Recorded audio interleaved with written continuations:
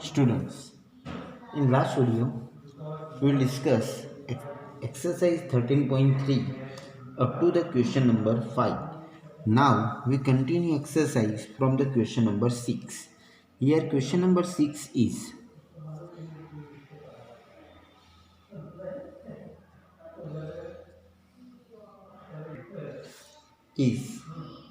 there are 3 coins. One is two-headed coin having head on both faces. Another is base coin that comes heads 75% of the time. And third is the unbased coin. One of the 3 coin is chosen at random and toss. It show head. What is the probability that it was the two-headed coin? Clear? तो यहाँ पर इस तरह से 3 अलग अलग coins दिए हैं. तो first events E1,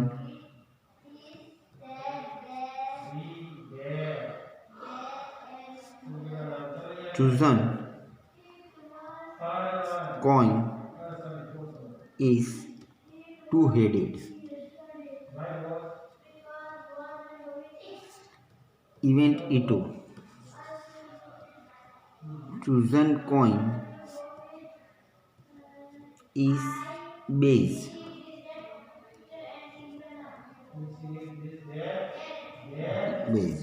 And event E3, chosen coin is unbased. Okay. So probability of particular getting individual coin is here. P of E1 is 1/3. 3 में से कोई भी एक coin आए उसके लिए. P of E2 is also 1/3. And P of E3 is also here 1/3. Now we are assuming event A, event capital A. Toss coin shows up a head, यानी getting head. तो P of A oblique E1, तो two headed है coin, तो दोनों side head ही है, तो वहाँ पर हेड आने की प्रोबेबिलिटी 1 हो जाएगी. फिर second P of A oblique E2, तो उसमें 75% हेड आने की पॉसिबिलिटीज़ है, तो 75 डिवाइड बाई 100 यानी कि 3/4.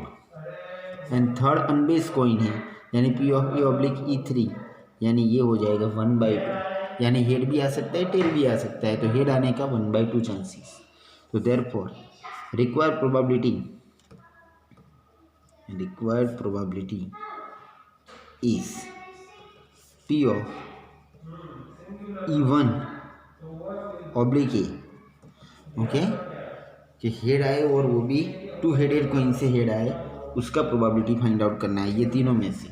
तो यहाँ पर लिखेंगे P of E1 into P of A oblique E1 upon divide में 3 टर्म्स आएंगे. P of E1 A oblique E1 plus P of E2 P of A oblique E2 plus P of E3 into P of A oblique E3. That is E1 1/3, A oblique E1 is 1 upon 1/3 तीनों में से बाहर ले लिया, इसका value 1, इसका value 3/4 और last इसका वैल्यू 1/2. 1/3 कट हो गया 1 अपॉन, यहाँ पर हमने 4 LCM ले लिया तो 4 न्यूमरेटर में आ गए, तो ये 4 + 3 + ये 2, तो दैट इज़ 4/, ये हो गया 9. तो is the required answer. Next question number 7. An insurance company insures 2,000 scooter driver, 4,000 car driver and 6,000 truck driver. A probability of an accident are 0.01, 0.03 and 0.15 respectively. One of the insured person meet with an accident. What is the probability that he is a scooter driver? तो यहाँ पर फिर से same as above 3 events assume करने पड़ेंगे. Event E1 person is a scooter driver.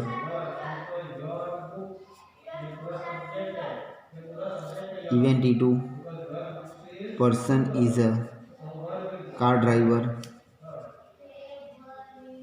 And third, E3, person is a truck driver. Okay, तो particular तीनों का अलग अलग यहाँ पर डेटा दिया हुआ है। तो 2000 स्कूटर ड्राइवर है और टोटल ड्राइवर कितने हैं? 12,000 है टोटल ड्राइवर। तो अब इवन ड्राइवर स्कूटर ड्राइवर हो उसकी प्रोबेबिलिटी कितनी? तो 2000 divide by total number of driver यानी कि 12,000, यानी कि ये हो गया 1/6। P of E2 car driver यानी कि वो कितने हैं? 4000 है डिवाइड बाय 12,000, तो यहाँ पर 1/3 आ गया। And P of E3 truck driver तो 6000 है टोटल 12,000, तो ये आ गया 1/2।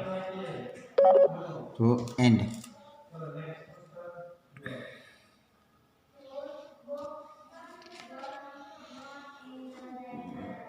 इवेंट इंश्योरेंस अपने पर्सन ने जिन्होंने इंश्योरेंस लिया है उनको एक्सीडेंट मीट कर रहा है उसके लिए, तो insure person meet with an accident events assume करेंगे। Event capital A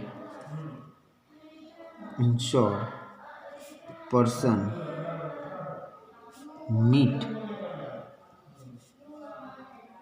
meets with an accident,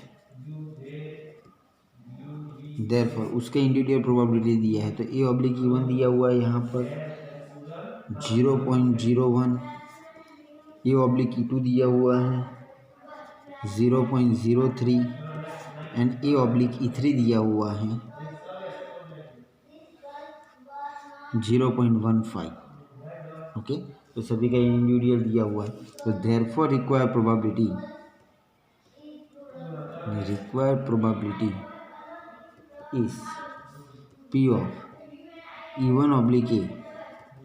E1/A क्यों E1? क्योंकि स्कूटर ड्राइवर को एक्सीडेंट मीट कर रहे वो उसके लिए।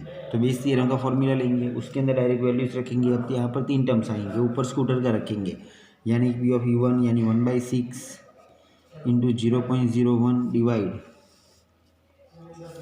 1/6 into 0.01 plus 1/3 into 0.03 plus 1/2 into 0.15। तो वैल्यूज चेक कर सकते हो तुम।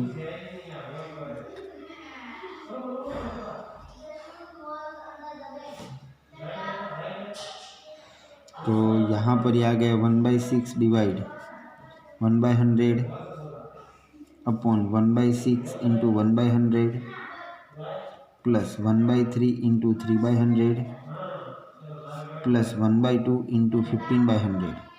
तो 100 तो सभी में से कट कर दिया, तो 1/6 डिवाइड 1/3 प्लस 1 प्लस 15/2। 6 LCM ले लिया तो 6 ऊपर जाएगा तो ये 1 हो जाएगा, और ये 6 LCM ले तो 1 प्लस 6 प्लस यहाँ पर 3 यानी 45 हो गया, यानी कि 1 डिवाइड 52 1 डिवाइड बाई 52। तो ये फाइनल आंसर आ गया। Next question number 8। A factory has a 2 machine A and B. Past records shows that machine A produced 60% of the item of output and machine B produced 40% of the item. For the 2% item produced by machine A and 1% item produced by machine B are defective. All the items are put into a one stockpile and then one item is chosen at random from this and is found to be a defective. What is the probability it was produced by a machine B? तो दो यहाँ पर events लेंगे, machine A and machine B की। तो event E1 item is produced by machine A. Event E2 item is produced by machine B.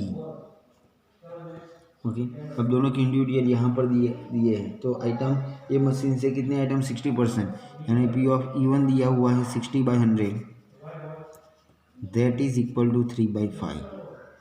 And P of E2 दिया हुआ है 40/100, that is 2/5। And events assume कर लिया A, event A, तो selected item is defective. Okay, item chosen item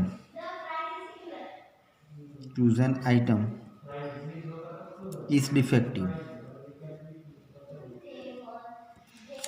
तो therefore अब उसके लिए P of A oblique E1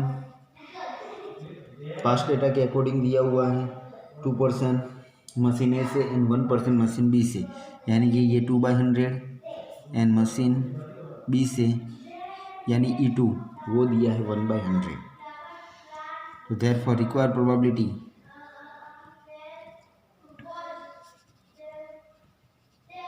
is okay, item produced by defective and produced by machine B.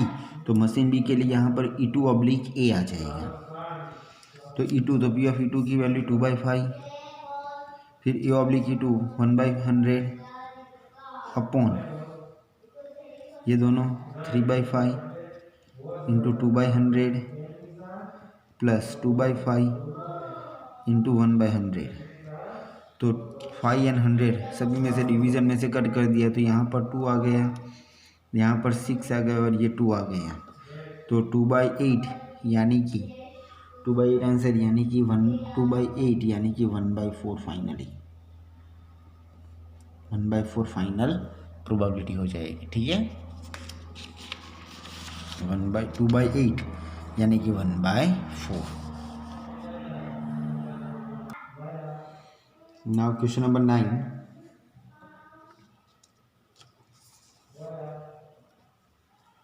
two groups are competing for the position of the board of directors of a corporation.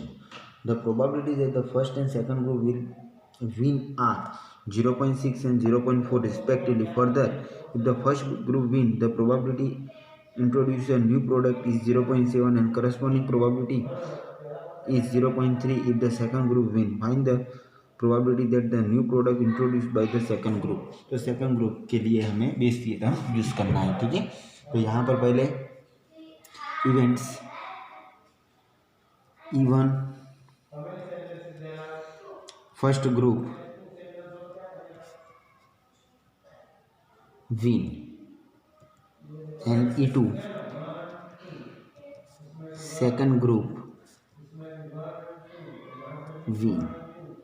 First and second group win हो रहे, उसके अलग अलग individual probability दिए हैं। P of E1 यहाँ पर दिया हुआ है 0.6 यानी 6/10 एंड पी ऑफ E2 दिया हुआ है 0.4 यानी कि 4/10। फिर इवेंट कैपिटल ए ले लिया कि न्यू प्रोडक्ट इंट्रोड्यूस करे उसके लिए, तो new product is introduce, therefore उसके इंडिविजुअल ए ऑब्लिक E1 वो हो जाएगा 0.7,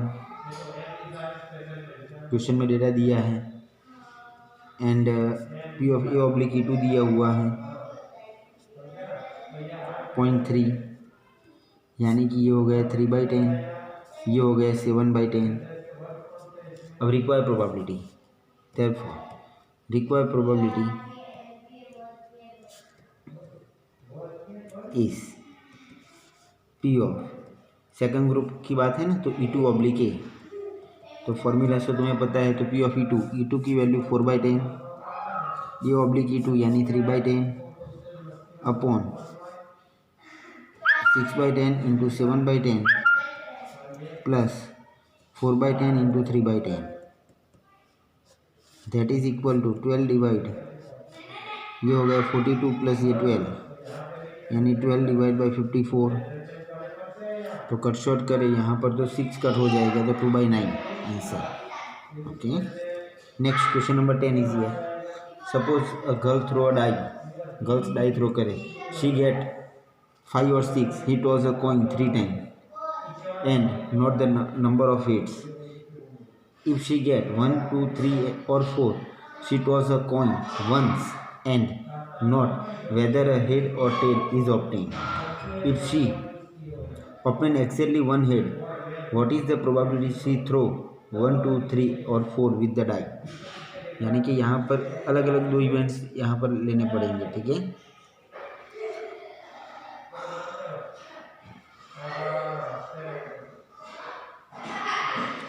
इवेंट्स इवन ले लिया,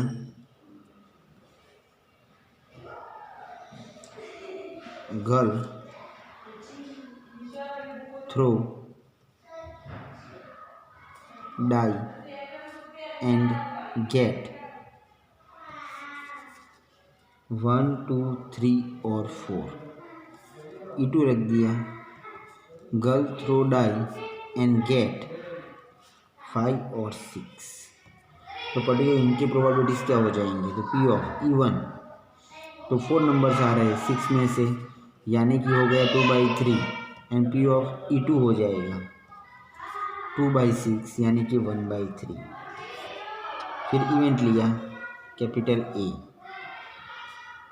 exactly one head show, exactly one head show,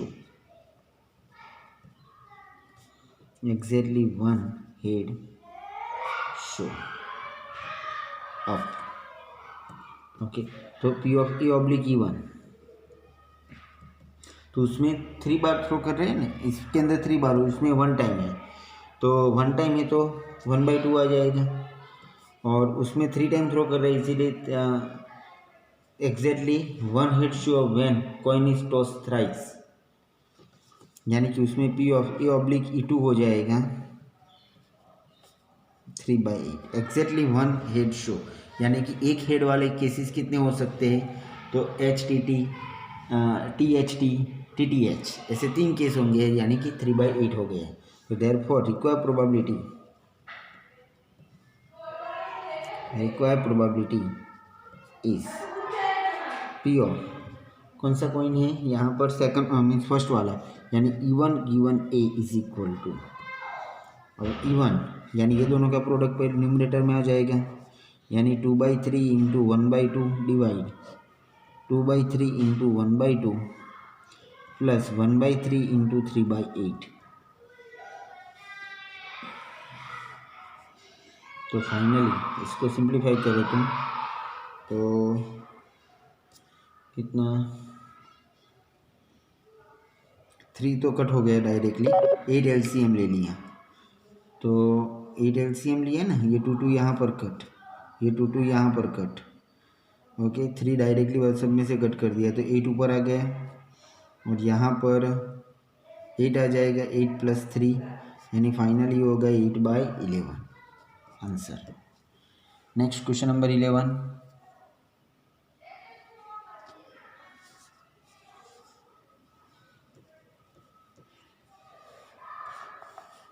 a manufacturer has 3 machine operator A, B and C. The first operator A produce 1% defective item, where 2 machine B and C produce 5 and 7% defective item respectively. A is on the job for 50% of time, B is in job 30% of time and C is in job 20% of the time. Item is produced, defective item is produced, what is the profit produced by A? तो यहाँ पर 3 machine के data है, तो पहले तो 50% time के लिए ए काम कर रहा है, 30% टाइम के लिए बी काम कर रहा है एंड 20% टाइम के लिए सी काम कर रहा है। तो वो तीनों का अलग अलग हमें टाइम देखना पड़ेगा। तो ये event E1 item produce by machine capital A, E2 event item produce by machine B, event E3 item produce by machine C। तो P ऑफ E1, तो 50% टाइम के लिए वो काम कर रहा है, तो 50% आइटम उसने प्रोड्यूस कर दी है, यानी कि 50/100। P(E2) 30% टाइम के लिए वो काम कर रहा है, यानी कि 30/100 हो गई। एंड P(E3) हो गया 20/100। अब इवेंट लेंगे ए डिफेक्टिव आइटम के लिए। तो item chosen is found to be a defective, item is defective, item chosen is defective. तो इंडिविजुअल सबका डिफेक्टिव दिया हुआ है। तो A/E1, तो पहले मशीन से 1% डिफेक्टिव आइटम आ रहे हैं, यानी कि 1/100। सेकंड मशीन से कितने आ रहे हैं डिफेक्टिव? 5%, यानी कि 5/100। थर्ड मशीन से 7% आ रहे हैं, यानी P(A/E3) हो जाएगा 7/100। ओके, ये आ गया इंडिविजुअल डेटा। अब देयरफॉर रिक्वायर्ड प्रोबेबिलिटी कौन से मशीन से आना चाहिए? मशीन ए से। ए यानी कि E1, यानी कि P(E1/A) इज इक्वल टू, तो ऊपर ये दोनों का प्रोडक्ट आ जाएगा 50/100 into 1/100 divide 50/100 into 1/100 plus 30/100 into 5/100 plus 20/100 into 7/100। तो न्यूमरेटर वैल्यू हो गई 50। ओके, 100 इंटू 100 पूरा एलसीएम ले लिया। यहाँ पर 50 प्लस ये 150 प्लस ये 140, तो 50 डिवाइड बाय ये 290 और 340, एक ज़ीरो कट हो गए, तो यहाँ पर आ गया 5/34 answer. Next question number 12। A card from a pack of 52 card is lost, एक कार्ड लॉस हो गए। From the remaining card of the pack 2 card are drawn and found to be a both diamond, find the probability lost card is being a diamond. तो lost हुआ वो भी diamond है, इसकी probability हमें find out करनी है। तो यहाँ पर दो इवेंट्स हमें लेने पड़े, event E1 and event E2। के lost card is diamond and second lost card is not diamond। एक डायमंड का केस और एक नॉट डायमंड का केस। तो P(E1) फर्स्ट कार्ड अगर डायमंड होगा तो डायमंड कितने 30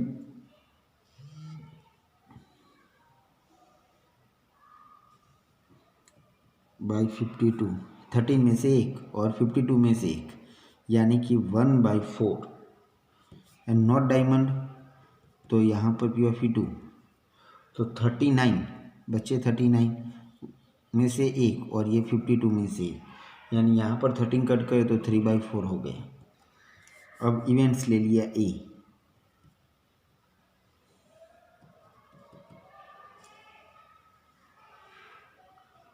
क्या लिखा है? 2 card are drawn and are found to be both diamond.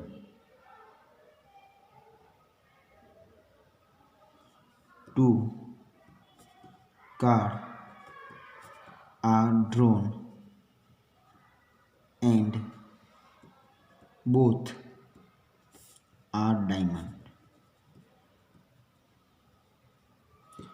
तो P(A/E1) P(A/E1) का प्रोबेबिलिटी क्या हो जाएगा? तो यहाँ पर लॉस्ट का डायमंड है, इसीलिए अब 12 बचे हैं डायमंड के, तो 12 में से 2 और यहाँ पर बाकी बचे 51 में से 2 इज इक्वल टू, ये वैल्यूज तुम चेक कर सकते हो कि 12 इंटू 11 डिवाइड बाई 51 इंटू 50। उसी तरह ये (E2) चेक करें तो उसमें लॉस का डायमंड नहीं है, इसीलिए 13C2 डिवाइड 51C2, तो इसकी वैल्यू हो जाएगी 13 इंटू 12 डिवाइड बाय 51 इंटू 50। तो अब यहाँ से require probability, therefore required probability is, तो उसमें lost card is being diamond, यानी इवेंट इवन के अकॉर्डिंग चलेगा, तो E1/A इज इक्वल टू, तो फॉर्मूला तो तुम्हें अब याद हो चुका है, तो ये दोनों का प्रोडक्ट लगा देंगे न्यूमरेटर में, तो 1/4 into 12 into 11 divide by 51 into 50 divide 1/4 into 12 into 11 divide by 51 into 50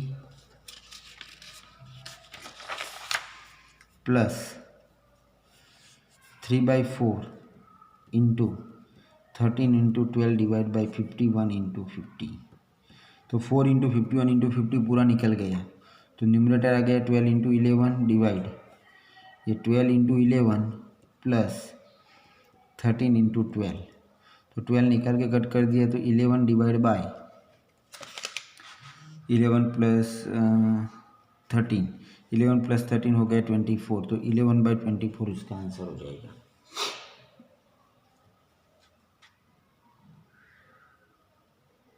sorry यहाँ पर 3 है ना, तो ये 39 हो जाएगा। ओके, ये 39 हो जाएगा, तो 39 प्लस 11 ये 50 आ जाएगा। Okay,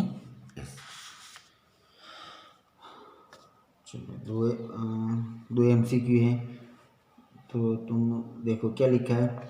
E speak truth is 4/5, a coin is toss, a report that head appear, the probability that actually he has head is what?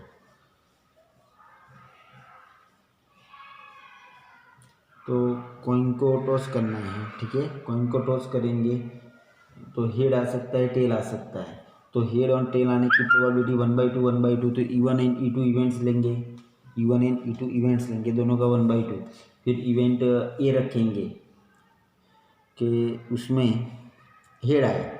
Okay, report that head appear, report that head appear, तो A/E1 हो जाएगा 4/5 and A/E2 हो जाएगा tell में 1/5।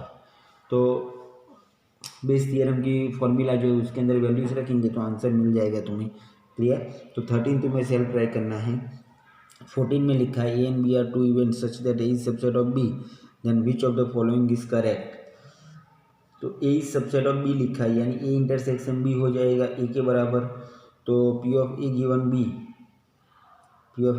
B का formula ले, तो P of A intersection B upon P of B, अगर P of A intersection B तो A के बराबर है, यानी P of A upon P of B, P of A upon P of B जो है रेशियो वो P ऑफ A से बड़ा हो जाएगा, क्योंकि P ऑफ B की जो वैल्यू होती है किसी की अभी प्रोबेबिलिटी 0 और 1 के बिटवीन में होता है, तो उससे डिवाइड करेंगे तो वैल्यू कम हो जाएगी, यानी कि यहाँ पर ऑप्शन मैच हो जाएगा, सी ऑप्शन मैच होगा। क्लियर, इसमें सी ऑप्शन मैच होगा और अगले वाले में ए वाला ऑप्शन, यानी 13 में ए वाला ऑप्शन मैच होगा, तो वो दोनों तुम्हें सेल्फ ट्राई करने हैं। ठीक है, तो now in this video we will discuss up to here. Okay, तो पर्टिकुलर एक्सरसाइज 13.3 का जो कंसेप्ट था वो तुम्हारा कंप्लीट हुआ। Okay, from next video we will discuss next concept. Okay, now note down this all.